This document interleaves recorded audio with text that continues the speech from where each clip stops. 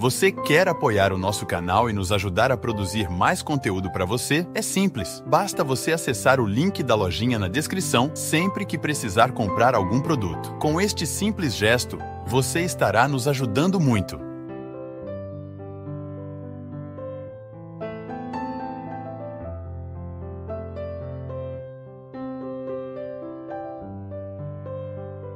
Não, brincadeira, não está escrito isso aqui não. E os inimigos... e os inimigos serão os próprios familiares. Quem ama pai ou mãe mais do que a mim não é digno de mim. E quem ama filho ou filha mais do que a mim não é digno de mim. Quem não toma a sua cruz e não me segue não é digno de mim. Quem buscar a sua vida vai perdê-la. E quem perder a sua vida por causa de mim a encontrará. Não é São Paulo que está dizendo isso, não é João, é Jesus. É um texto dito pelo próprio Mestre. Olha que interessante, minha gente. Quando você olha, quando você percebe que essa palavra dura de Jesus, é para nos ajudar a compreender a crueza da vida mesmo. Ele não veio passar manteiguinha no pão. Ele não veio nos propor moleza. O próprio Cristo nos diz que esta espada que ele coloca dentro dos nossos relacionamentos é justamente para nos fazer crescer, é para estabelecer bem os papéis, é a experiência do enfrentamento, que isso a gente vai viver a vida inteira. Não pense você que sua relação com sua mãe é uma relação bonita que jamais será questionada. Não é assim não. A relação mãe e filha, se você não estabelece esse enfrentamento no momento certo, a paz não chega. Que fica aquele conflito velado. Não é assim? A mesma coisa na nossa relação dentro de casa, quando você percebe que está existindo um conflito que nunca se resolveu, porque as questões nunca foram colocadas para fora. A gente nunca teve coragem de colocar na mesa. Eu me lembro direitinho. O dia porque o mineiro tem muita dificuldade de estabelecer um embate com a própria mãe. A mãe é um território sagrado que a gente não tem coragem de questionar, né? E eu me lembro que isso é muito cultural. A gente vem de uma família, de uma estrutura cultural matriarcal, onde a mulher tem um poder muito grande. E eu me lembro direitinho quando me chegou essa consciência, e eu falei com a minha mãe: mãe, eu amo tanto a senhora, mas eu sou também capaz de odiá-la. Aí a gente leva aquele susto, né? Um filho odiar sua mãe. Não o ódio no sentido de querer matar, jogar pela janela, não é isso não. É no sentido de você rejeitar uma série de aspectos da personalidade dela que estão em você e que você assumiu por uma imposição. Quando você identifica que existem aspectos da sua personalidade que são muito parecidas com a da sua mãe e que você rejeita profundamente aquilo, que você gostaria de ter o direito de se libertar. Então, mãe, a senhora é um território sagrado, mas eu tenho que ter coragem de reconhecer os excessos que a senhora provocou em mim. Aí, minha gente, parece que uma espada corta o coração dos dois, né? Mas a ressurreição que vem depois, porque você se desobriga, você começa a ter coragem de estabelecer os confrontos com todo o respeito que a mãe precisa e merece. Mãe é um território sagrado que nunca deverá ser desrespeitado, mas pode sim ser contestado na hora certa e do jeito certo. A senhora escolheu viver assim, essa não é a minha escolha.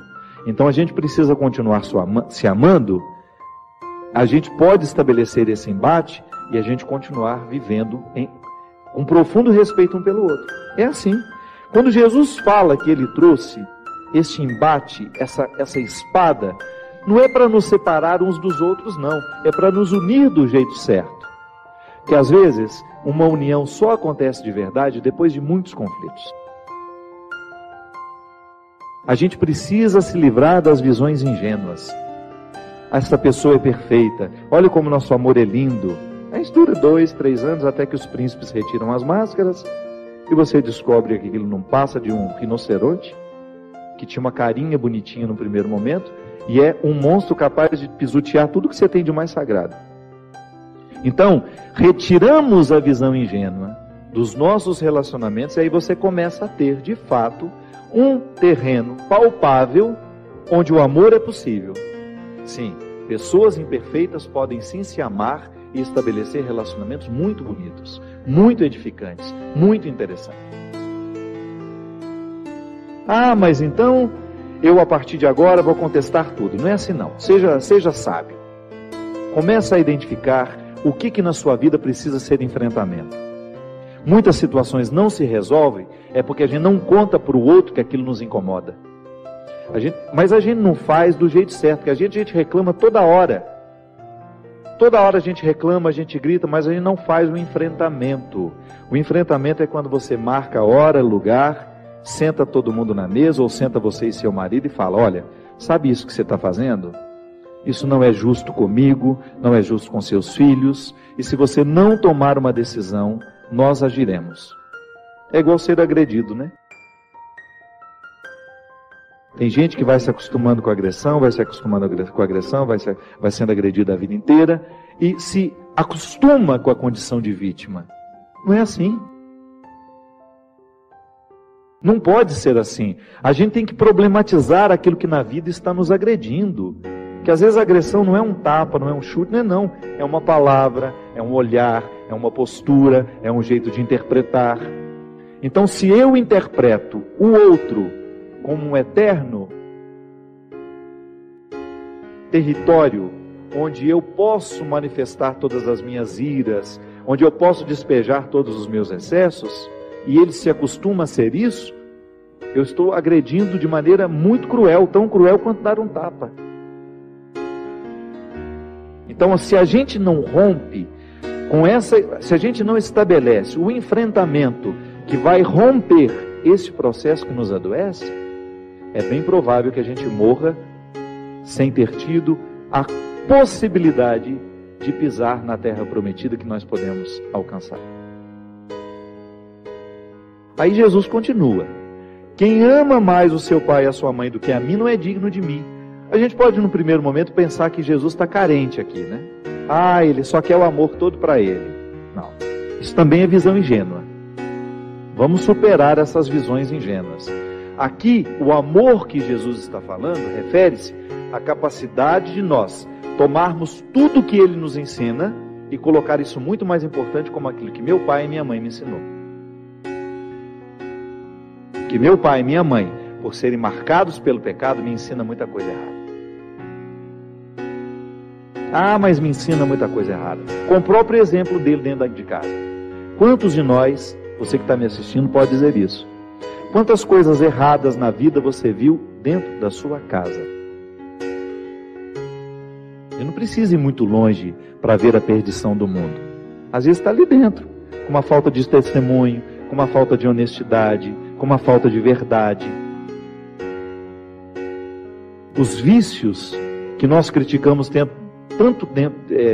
estão presentes pelo mundo afora, às vezes estão aqui dentro da nossa casa, do nosso lado, sendo promovidos por pessoas que nos amam e dando o exemplo aos filhos que estão crescendo.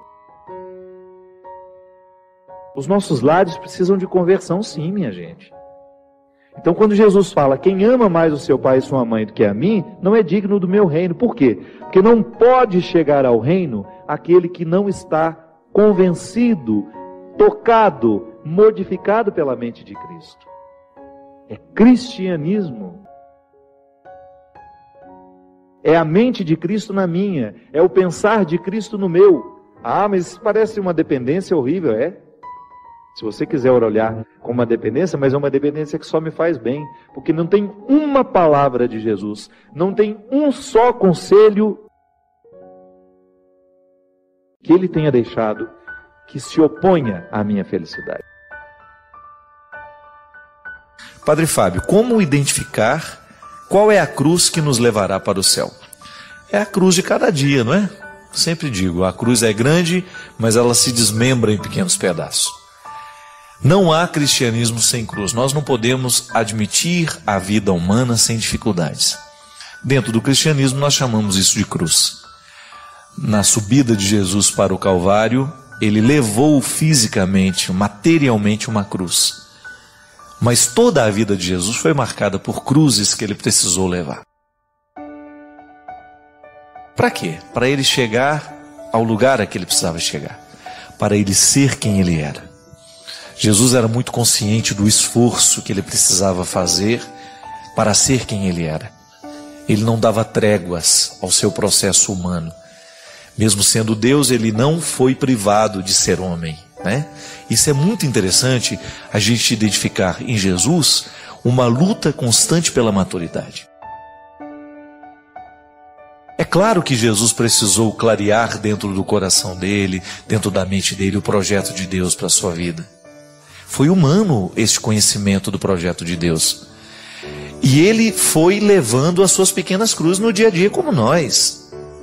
Ele enfrentou as dificuldades humanas, chorou pelos amigos que morreram, deve ter se irritado também, deve ter... Claro, a Sagrada Escritura nos mostra, né, ele quebrando tudo lá, irritado com todo mundo. Ele viveu a sua cruz dia a dia para ele ser quem ele foi, para ele ser quem ele é, né? Ele é. E esse projeto para nós também, meu filho. Nós temos aí todas as forças do sacramento que nos incorporam na vida de Cristo para a gente também dar conta dessa cruz. Eu fico pensando, gente, que nós precisamos lutar o tempo todo para a gente não se perder, para a gente não se deixar, para a gente não perder a oportunidade de ser quem a gente é. E não conseguimos ser quem a gente é, esse potencial que Deus colocou em cada um de nós, né? Qual o padre que eu fui hoje, né? Será que é o padre que Deus espera que eu seja? O pai que você conseguiu ser hoje para os seus filhos? O amigo que você foi? O namorado que você foi? O filho que você foi? Será que já é o que Deus projetou? Não acredito que seja. Porque há muito ainda que ser buscado. E como é que nós vamos chegando lá? À medida em que nós vamos assumindo os nossos sacrifícios, as nossas lutas dia a dia. E a isso nós chamamos de cruz. E esta realização humana é um jeito de antecipar no tempo esse chegar no céu. Essa chegada no céu, ela é escatológica. Ela acontecerá de maneira definitiva no momento da nossa morte. Ou não, né? Depende do que nós fomos fazendo, do céu que nós construímos aqui. Mas ela se desdobra em responsabilidades históricas. Hoje eu tenho a oportunidade de escolher ser quem eu serei. E isso é assumir a minha cruz ou não, porque para eu ser um ser humano bom, para eu fazer pacto com a bondade, eu tenho que fazer os meus sacrifícios. A maldade sempre deixa um recadinho na minha janela. A maldade sempre vai bater na nossa porta, tentando nos seduzir, tentando fazer a gente deixar a cruz. Não faz esse sacrifício hoje não, né? Viva leve, né? É um processo que a gente não pode descuidar. A cruz de cada dia, o sofrimento de cada dia, são definitivos para que nós possamos chegar a ser quem nós podemos ser. Senão a gente morre sem ter chegado lá. Morre sem ter conhecido, sem ter atualizado na vida o potencial que Deus colocou em nós. É muito triste, né? Você vê uma pessoa amargurada, morrendo sem ter sido quem ela poderia ter sido. É lamentável quando você descobre que uma pessoa resolveu desperdiçar o tempo da vida dela sendo um miserável, vivendo essas misérias, assumindo essas misérias de maneira errada. Assumir a cruz e carregar essa cruz é a gente administrar bem as misérias e aquilo que nos faz sofrer. Tanta coisa ruim acontecendo no mundo, e de onde nasce isso? Nasce de pessoas como nós. Tantas coisas ruins são arquitetadas pelo mundo afora, né? Tanta violência sendo gestada, tanta injustiça sendo praticada. Por quê? Alguém decidiu ser ruim. Alguém decidiu não levar a cruz. Alguém decidiu não fazer o sacrifício para ser melhor. Porque dá trabalho ser gente. Dá trabalho ser melhor. Tem que lutar todos os dias, não pode descuidar. Porque senão daqui a pouco você vira um egoísta, daqui a pouco você vira um ciumento, daqui a pouco você começa a prejudicar os outros. Por quê? Porque não fez o sacrifício de domar a sua vontade. E isso são coisas que fazem parte do cristianismo e que às vezes nós deixamos de falar, né? Quantas vezes nós nos omitimos de falar disso? Não, cristianismo é cruz, sim. É alegria? É. Eu vivo buscando as minhas alegrias todos os dias, mas a partir das minhas cruzes. A minha vida é real. A alegria não chove no quintal da minha casa todos os dias. Eu tenho que abrir, né, o espaço para que ela aconteça. Ela é construída a 4 mãos. Deus entrega o presente, mas eu faço a minha parte, o meu esforço. Então, identificar a cruz que nos leva ao céu é você olhar para frente, descobrir o que hoje na vida precisa ser administrado, quais são as dificuldades que você tem. Essa é a sua cruz. Esse é o céu, começando ou não. Que às vezes a gente adia, né, a construção do céu.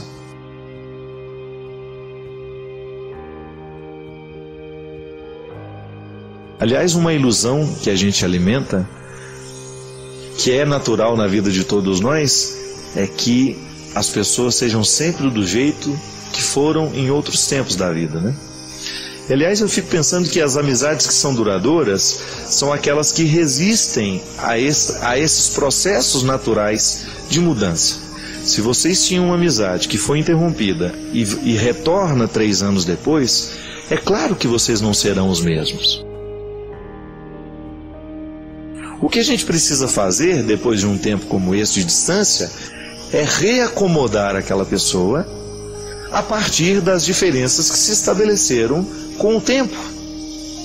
É natural que a gente modifique. Eu, por exemplo, eu experimento isso o tempo todo, né? A minha vida muda muito. Um tempo eu estou aqui, outro tempo estou lá, e eu tenho muitos amigos, graças a Deus. Eu tenho conhecidos e amigos, né, pelo Brasil afora. Alguns são amigos de verdade, fazem parte da minha vida, sabem tudo que eu estou vivendo. Outros são amigos, mas não são tão íntimos assim. Eu encontro menos, tenho menos oportunidade de partilhar quem eu sou. Outros são conhecidos ou são amigos de outros tempos, de 10, 20 anos atrás, que a gente foi perdendo contato, a vida foi nos distanciando. E é natural que quando a gente se encontre, a gente esteja modificado. E seria uma ilusão a gente pensar que vai estar tudo como era antes. Aliás, é injusto a gente querer que o outro esteja do mesmo jeito. É uma injustiça com o outro a gente esperar que ele venha a agir da mesma forma. E muitas vezes, Isaac, quando nós queremos que seja da mesma forma, a gente se priva do novo tempo que a amizade pode representar na nossa vida. Quando a gente começa a criar aquela necessidade de fazer o outro ser do mesmo jeito que ele era naquele tempo, a gente acaba perdendo a oportunidade de ter o outro como ele é hoje. Não é verdade? Muitas vezes, na nossa ansiedade de querer que o outro volte a ser quem ele era, a gente perde a oportunidade de ter quem ele é hoje, que a gente modifica. Veja bem você, tudo aquilo que aconteceu na vida dele ao longo desses 3 anos, que você não esteve presente, que você não viu, você perdeu um pouco o contexto do outro. Eu gosto de dizer que se você quiser verdadeiramente conhecer e compreender uma pessoa, entre no contexto dela. É igual conhecimento. Você não pode pegar uma frase, retirá-la do texto e querer entendê-la. Isso, do ponto de vista hermenêutico, é um crime. Todo texto pede um contexto. A pessoa humana também. Quer entender uma pessoa, vai visitar um pouco a família dela. Quer entender quem é seu amigo, por que ele age desta ou daquela forma, comece a conhecer um pouco mais a família deste seu amigo. Por isso que às vezes é mais fácil você entender o amigo quando você conheceu toda a família dele, o lugar onde ele nasceu, quem foram as pessoas que fizeram parte da vida dele. É interessante, né? De algumas pessoas nós possuímos o presente, mas outras possuíram o passado. Como é que eu posso amar alguém no presente desta vida se eu não tiver consciência que ele tem um passado que não me pertenceu. Chegou na minha vida agora e chegou trazendo uma história. O amor consiste nesta investigação positiva, né? Não é fazer, quero agora, vou fofocar, não. É um processo natural. Tanto é que faz parte da vida dos amigos contar o passado. Porque de alguma maneira nós estamos entregando para ele as chaves que nos abrem. Não é assim? Nós temos uma história.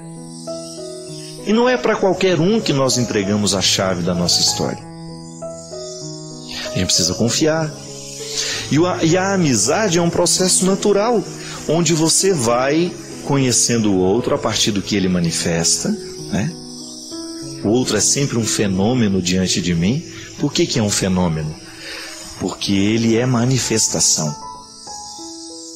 Um dia você conhece o que ele tem de melhor, um dia você conhece o que ele tem de pior, e você vai juntando tudo isso. Você começa a saber como é que ele reage quando ele está com medo, quando ele está inseguro, como é que ele se mostra corajoso, como é que ele reage no momento que você está precisando de segurança, no momento que você chora, como é que ele reage diante do seu choro. O amigo é um aprendizado constante.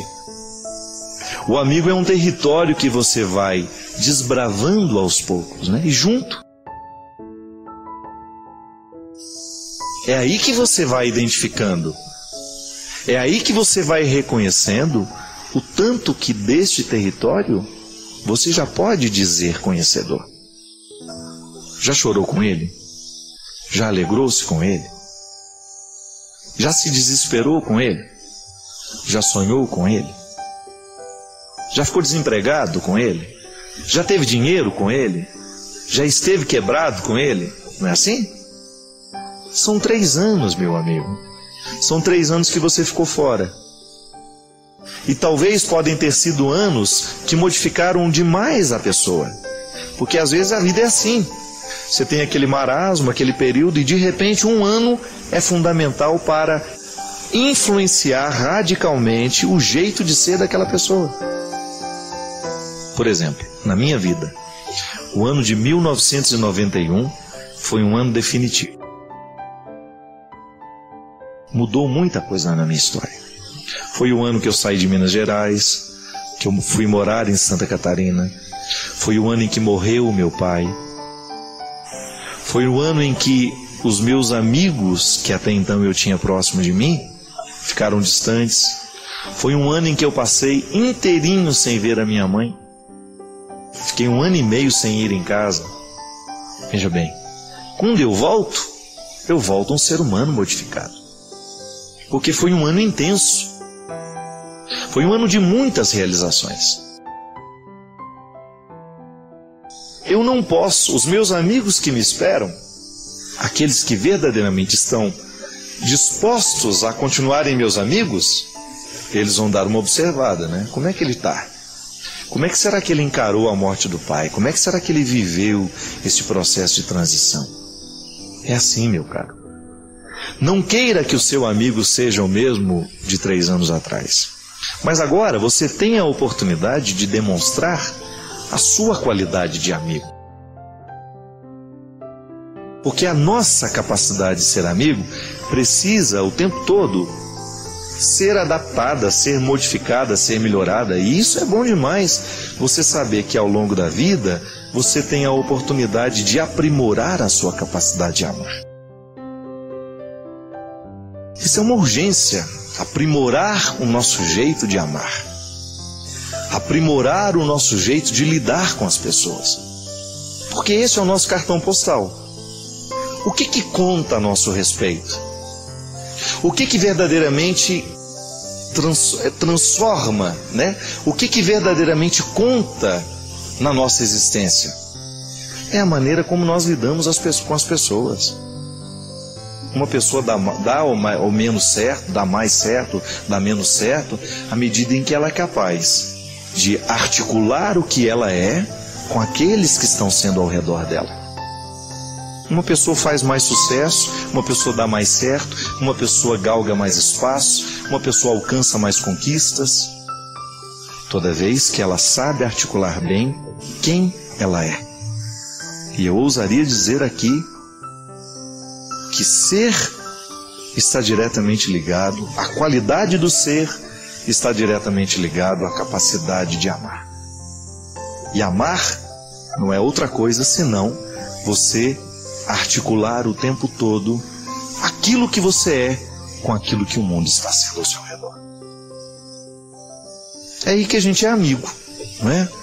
Você vai se transformar numa pessoa atraente para os outros à medida em que o outro percebe que você está articulando bem aquilo que você é com aqueles que estão ao seu redor.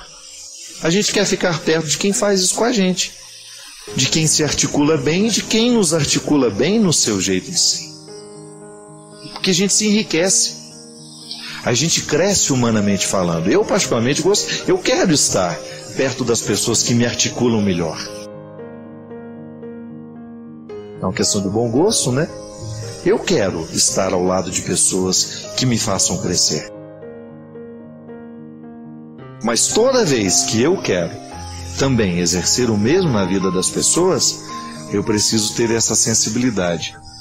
Olhar para ela, percebê-la que ela tem um contexto, que ela tem uma história e que agora está passando pela minha vida. A dinâmica é essa. Não tem outro jeito. O tempo todo passa pela nossa vida pessoas que nós nunca vimos, que nem imaginamos quem são. Esse é um mistério humano. Ou então pessoas que nós já sabemos quem são, mas quando a gente olha direito, a gente percebe que já estão modificadas. E esse é o desafio, minha gente. Nós continuarmos estabelecendo esses laços para que eles sejam cada vez mais duradouros, porque isso faz diferença na nossa vida, Isaac. Quando você sabe que no agora da sua vida, você, graças a Deus, pode contabilizar amigos de 10, 15, 20, 30 anos. Quem tem amigos antigos sabe do que eu estou falando. Quem tem amigos antigos sabe muito bem do que eu estou falando agora. Você saber que existem pessoas que lhe conhecem, que sabem dos seus... Eles são conhecedores da sua história, do seu contexto. Isso é muito rico. E sabe por que eles sabem? É porque eles souberam viver o tempo novo, é porque eles souberam viver as modificações, é porque eles não exigiram que eu fosse quem eu não era mais. É muito ruim quando na vida você percebe que o outro está querendo que você seja quem você não é mais. Mas também é muito gratificante quando você percebe que o outro notou que você está modificado. E mesmo modificado, ele integrou, reacomodou você na vida dele. Aí você se sente seguro. A vida me levou, eu fui modificado pela vida, mas eu ainda continuo podendo voltar no coração de muita gente. Não sei, não posso estar errado, mas eu acho que essa é a riqueza que vale a pena. Mesmo porque todas as outras só têm graça se a gente pode dividir com quem a gente ama. A riqueza que verdadeiramente vale nos dias de hoje é essa. E que a vida só vale a pena ser vivida à medida em que ela é refletida. Aquele que não reflete a vida que vive, aquele que não reflete a experiência pessoal diária, nós podemos chamar até isso de exame de consciência, né? Faz uma leitura cristã disso. O que é o exame de consciência? Aquela oportunidade que a gente tem de voltar os olhos para o nosso jeito de viver, para a vida que nós estamos escolhendo, e aí você ter coragem de ser o seu juiz, de ter coragem de fazer uma interpretação se está sendo justo ou não aquilo que você estabelece para você. Qual é o papel do juiz? A jurisdição é justamente olhar para a realidade, para as partes que compõem aquela realidade e identificar se é justa ou não aquela relação que as partes estão estabelecendo. Eu preciso fazer isso todo dia comigo, você também. Olhar para as escolhas que você faz na sua vida, para o tratamento que você se oferece e saber se você está sendo justo. Muitas vezes nós não chegamos à resposta que essa menina aqui precisa chegar. Por que que meus relacionamentos são tão vazios? Por que que mesmo ela sendo uma pessoa boa, uma pessoa religiosa, por que que apesar de todos esses valores que ela tem, que ela enumera aqui no início, tem uma boa família, pratica uma religião de maneira saudável, é estudiosa, por que que com ela alguma coisa está dando errado? Talvez falte estabelecer esse juízo. Investigar-se com mais propriedade. E quando o assunto é relacionamento, gente, a primeira coisa que nós precisamos colocar no tribunal é o tanto que a gente se ama. Não podemos negligenciar o amor que a gente se oferece. Que boicote é esse? É um auto-boicote, né? A pessoa se boicota o tempo todo. Porque ela, ao invés de oferecer a ela o amor necessário, isso é, o cuidado. Porque como é que o amor próprio se expressa na vida de uma pessoa? Através do cuidado. Do cuidado que eu tenho comigo, com o meu corpo, com a minha saúde, o cuidado que eu tenho com a minha alma, com o meu espírito, aquilo que eu me ofereço diariamente, o livro que eu leio, a música que eu escuto, os lugares que eu frequento, os amigos que eu deixo ter uma autoridade sobre mim. Tudo isso é expressão do amor próprio. Quem não se ama, não passa no filtro aquilo que se oferece. É igual aqui em Minas, naquele coador antigo, né, que a gente passava o café.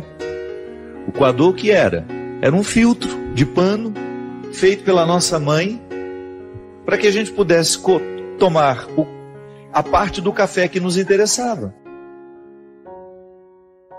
Você vai jogar o pó dentro do café para você ver, para ver se você consegue tomar. Não dá. É preciso ter o filtro de pano, que a gente chama de coador, para que a gente fique com a parte boa do café. Muitas vezes nós não usamos esse filtro para perceber o que a gente se oferece. A gente vai causando uma intoxicação da alma, uma intoxicação da mente, uma intoxicação de tudo aquilo que nos gera. Aí você tem todos os significados: mente, coração, alma, espírito. A gente fica poluído. Por quê? Porque a vida, o mundo, as realidades que estão de fora, elas podem ser nocivas a nós. É claro que tem muita coisa boa de fora que vem nos ajudar nessa consistência humana. Agora, se a gente não passa pelo filtro essas realidades, pode ser que a gente esteja tomando um café envenenado. Pode ser que a gente esteja provocando uma intoxicação dentro de nós, porque a gente não teve coragem de identificar, de colocar ali um filtro que nos ajudasse a ficar mais puros. O amor próprio é esse ponto de partida para que todo relacionamento seja saudável. Quem não se ama, quem não se cuida, quem não faz o dever de casa diário, de jogar amor dentro do coração, e essa é a ação de Deus, é justamente o que Deus faz no coração daquele filho que volta para pedir perdão ao pai. Ele precisou voltar a se amar. Ele precisou identificar que comer a lavagem dos porcos não era para ele. Engraçado, né? Você vê naquele rapaz a identidade que não havia sido totalmente perdida, que é quando ele lembra que ele tem pai. Isso é amor próprio. É o amor próprio que move o coração daquele rapaz ao identificar que aquela miséria, que aquele alimento imundo não era para ele. Minha gente, quantos de nós ficamos nos alimentando de sentimentos estragados que podem ser comparados à lavagem dos porcos? Quantas vezes eu encontro pessoas bonitas, nutridas, com relacionamentos precários, tóxicos, viciantes. Aquele pseudo-amor, né? Aquele falso amor, que pode ser comparado a uma lavagem de porco. Aquele namoro que não é outra coisa senão um chiqueiro. Não há nada de puro naquilo. A pessoa se maltrata o tempo todo só para ter a companhia do leitão, né? Não, pelo amor de Deus, você merece muito mais. A pessoa só se recupera no momento em que ela olha para o espelho e vê a face desfigurada e diz para ela mesma: eu não mereço esse tratamento. Isso corrigiria tantas coisas dentro dos namoros, dentro das relações de casamento, porque também no casamento acontece isso. Quanto o marido tratando a esposa de maneira que vai expulsando o amor próprio dela, ou então é o amor próprio que foi expulso, que já permitiu aquele tratamento tão odioso. Namoro, casamento, relação entre amigos, nós precisamos ter muito cuidado para a gente não se acostumar ao alimento imundo. Precisamos tomar muito cuidado para a gente não se acostumar com o precário e achar que ele é a única coisa que nós merecemos ter na vida. A gente merece muito mais. Merece no sentido de ver que há uma dignidade em mim, em você, que não pode ser nunca, em hipótese alguma, pode ser esquecida. Essa dignidade também chama-se amor próprio.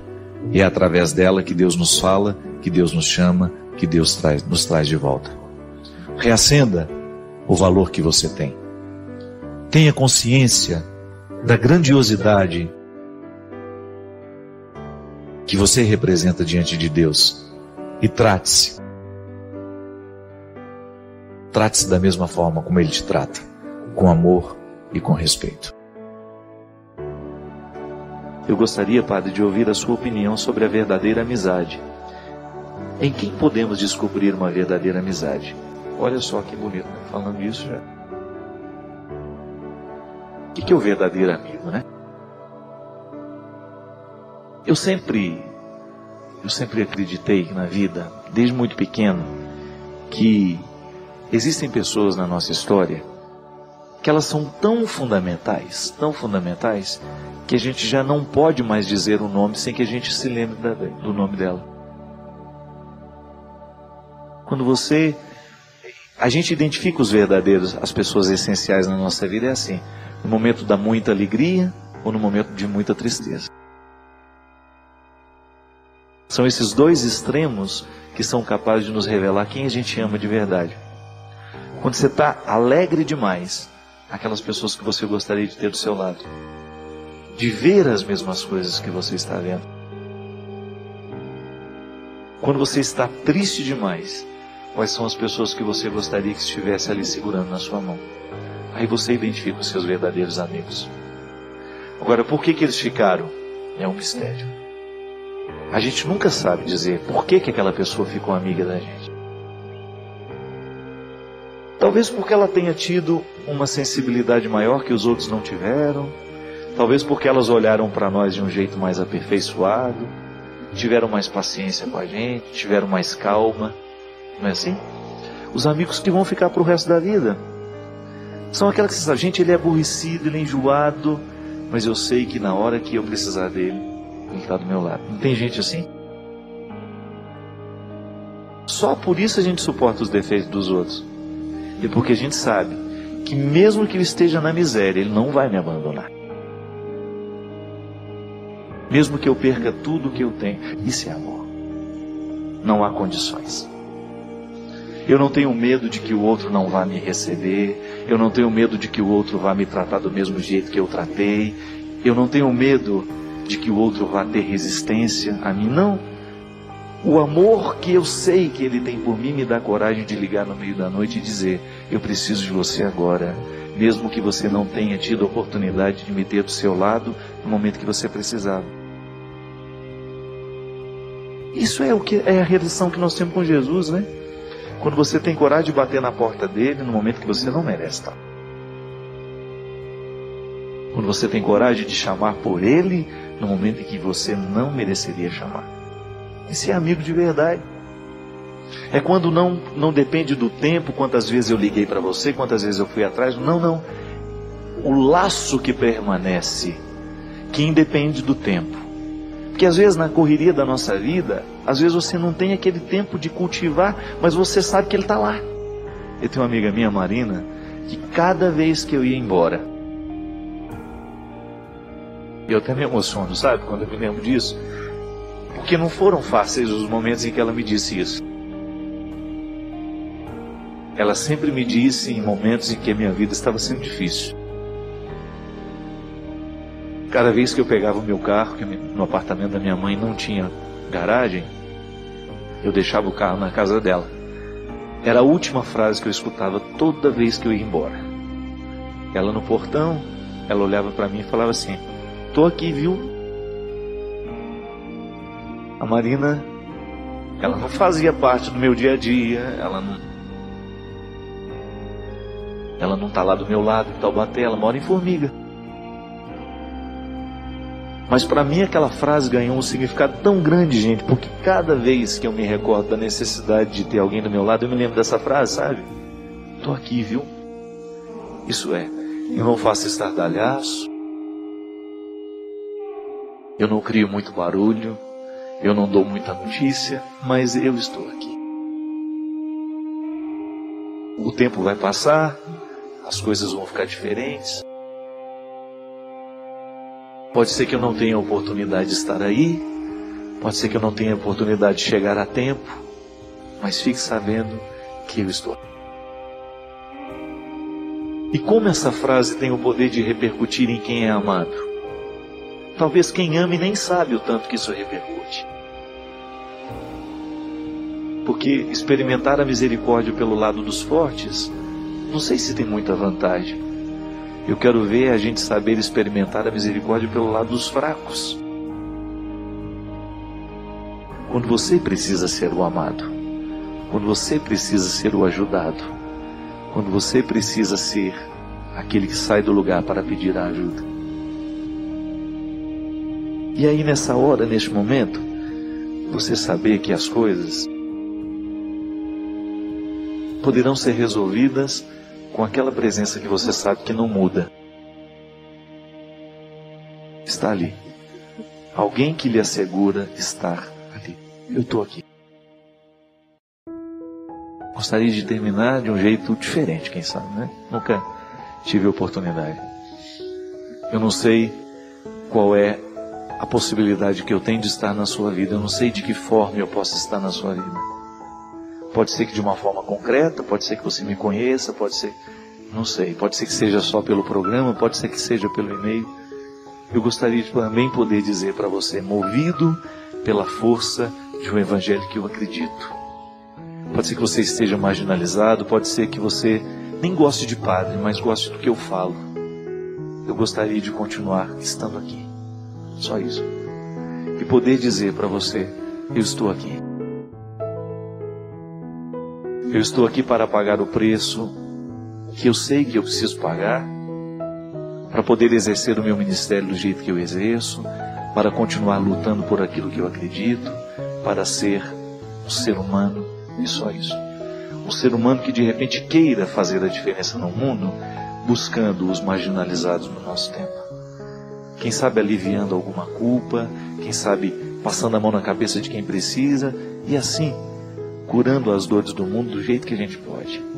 Eu quero lhe dizer que nós estamos aqui para ser o apoio, quem sabe, que você precisa, para concretamente poder agir, para poder fazer alguma coisa, para melhorar esse mundo. E quem sabe você aí também descobrir isso. Para quantas pessoas hoje você poderia dizer isso? Aconteça o que acontecer na sua vida, eu estou aqui.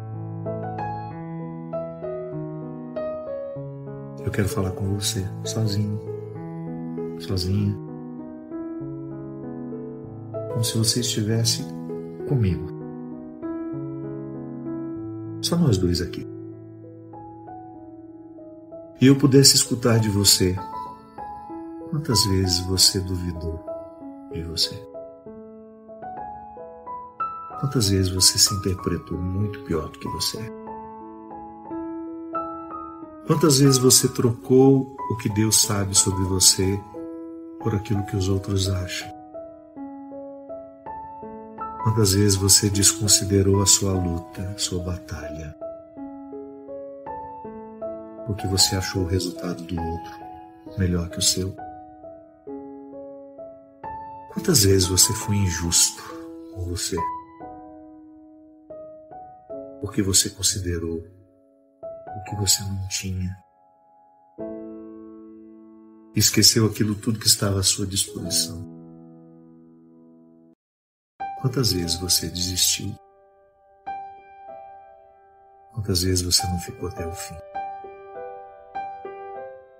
Quantas vezes você cruzou a linha de chegada em último lugar e ninguém estava lá para lhe esperar? Quantas vezes você não foi festejado? Quantas vezes você não provocou alegria porque acabou de...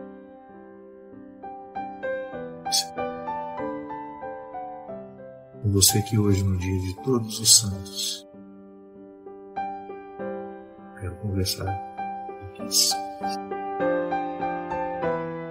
Porque a mim ocorre diariamente essa certeza. O meu trabalho, a minha vida, com pessoas melhores do que eu, as minhas fragilidades ficariam disfarçadas. Com o tempo eu descobri que não. Eu não tenho que procurar disfarçar as minhas fragilidades. Eu só tenho que cuidar delas. E eu quero estar com quem queira a mesma coisa. Não quero as pessoas perfeitas, porque elas não existem. Eu quero as pessoas reais. E eu quero estar com elas, porque estando com elas eu me sinto mais verdadeiro. Por isso eu quero estar com você. E quero que você acredite da mesma forma como eu pude acreditar. Se o processo religioso lhe jogou fora, se em algum momento da sua vida uma autoridade religiosa, um discurso religioso colocou uma oposição entre você e Deus, ouse retirar esse obstáculo. A vida de santidade é para você, sim.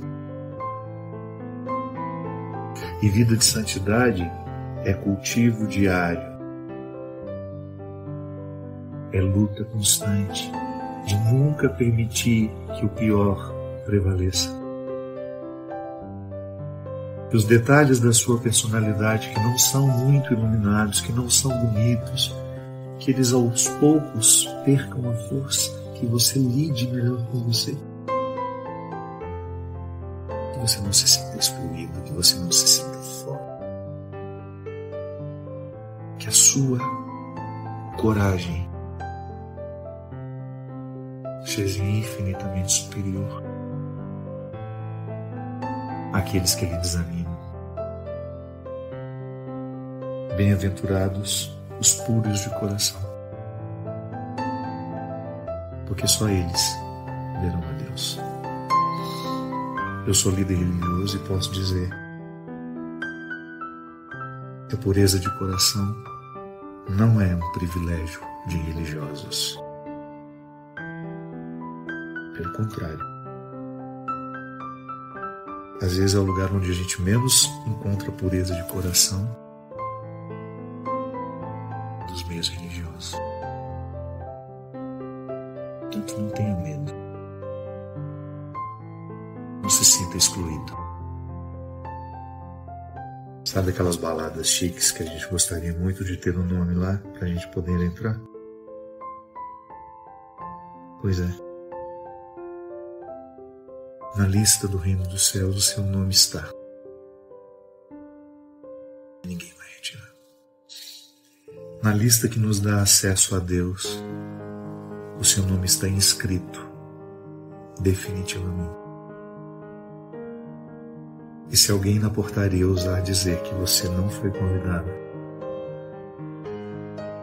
não acredite. Não há nada que você tenha feito o que você possa fazer que modifique a decisão de Deus de estar em você. florescer em você, por você, através de você. Não há nada, absolutamente nada, que modifique essa decisão. É com você que eu quis falar. Você que tem dificuldade de acreditar que Deus ama você. Por aquilo que você fez. Ou por aquilo que você deixou de fazer. Eu tenho certeza. E a minha fé me faz pensar isso o tempo todo. Que Adélia Prado tem razão.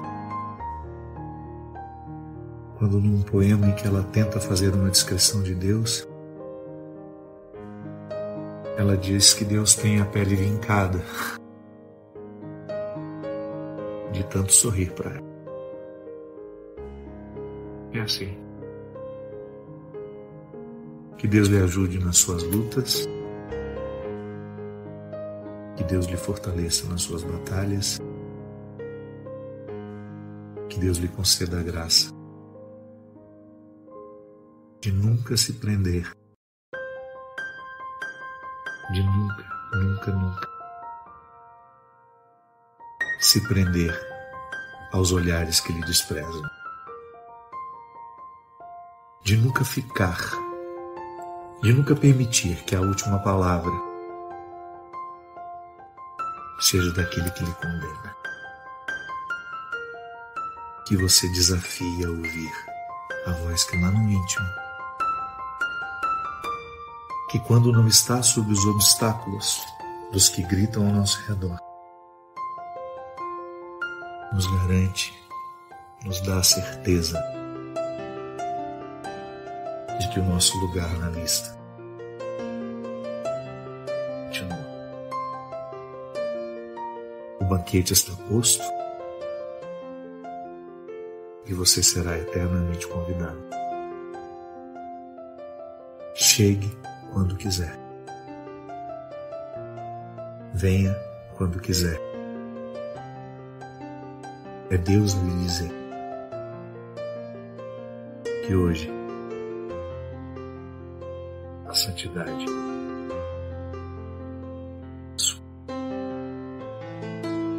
e que nós somos convidados a viver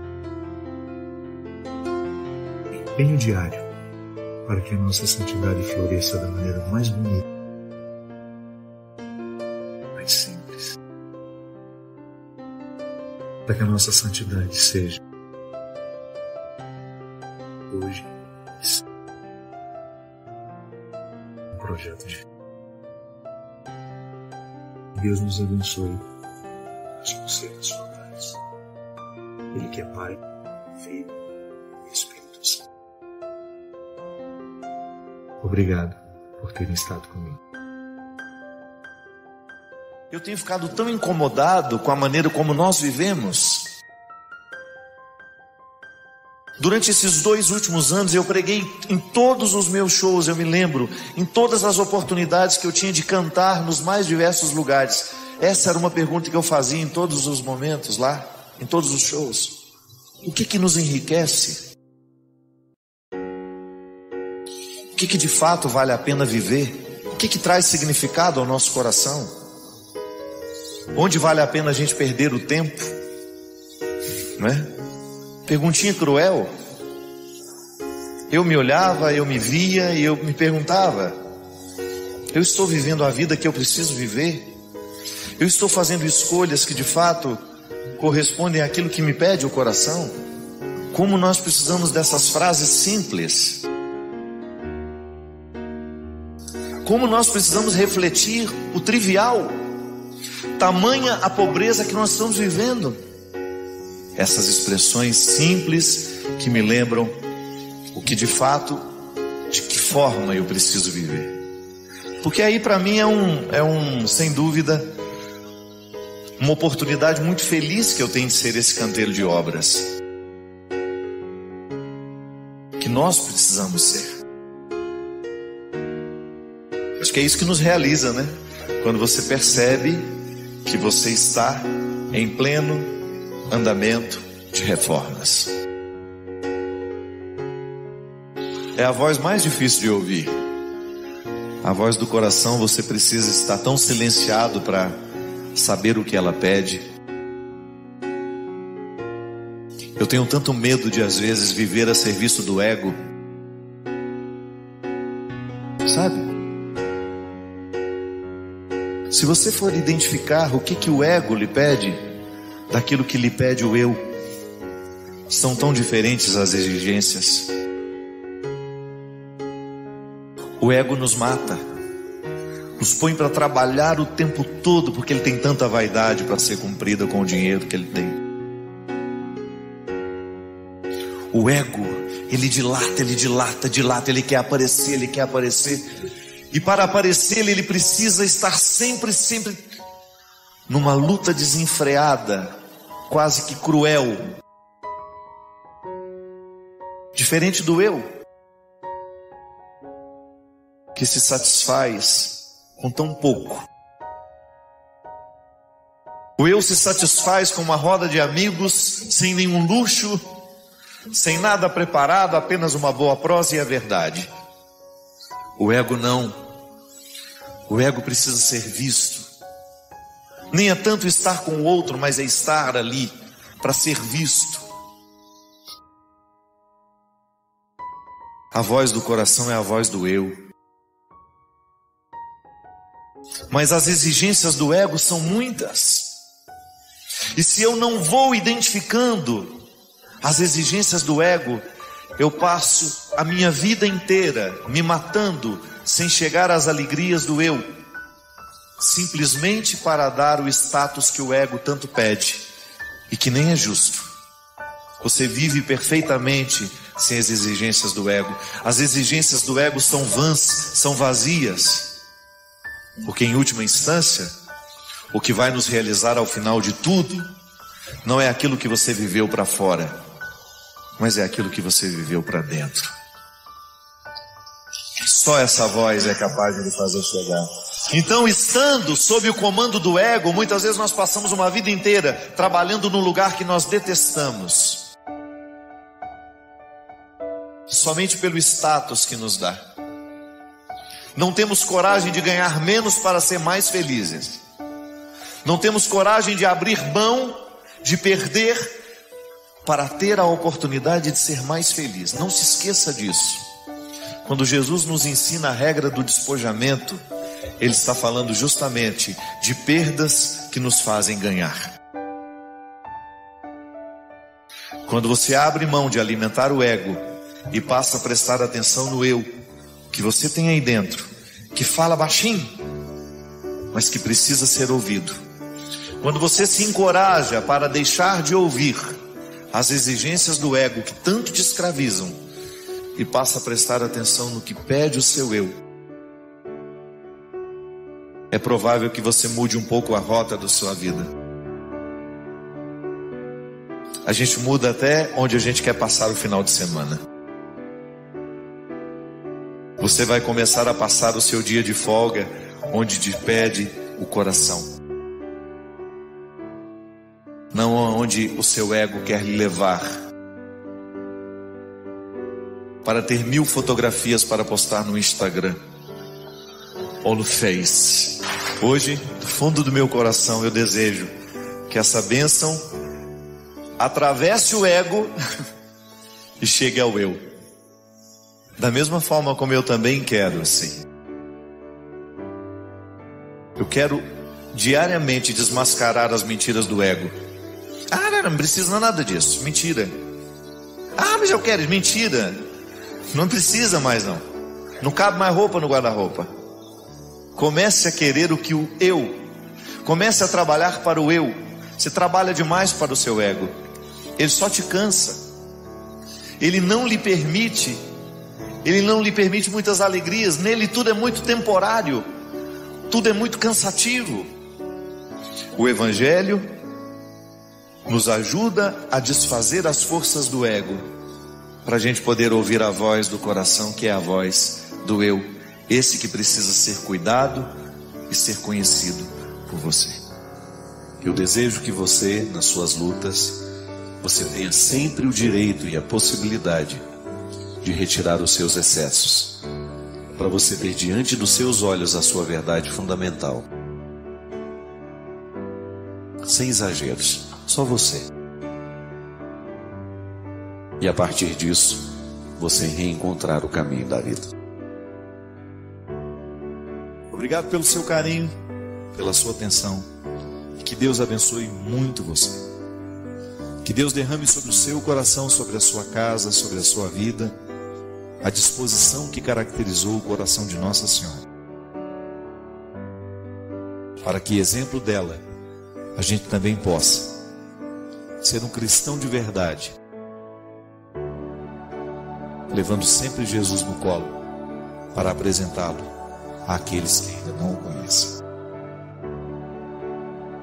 Derrame sobre nós a bênção do Deus Todo-Poderoso, Pai, Filho e Espírito Santo. Amém. Obrigado pela sua companhia. Derrame sobre nós a bênção do Deus Todo-Poderoso, Ele que é Pai, Filho e Espírito Santo. Obrigado por se juntar a nós nesta jornada. Queremos ouvir suas reflexões. Deixe seus comentários, inscreva-se para mais conteúdo e convide amigos a embarcarem nesta jornada conosco.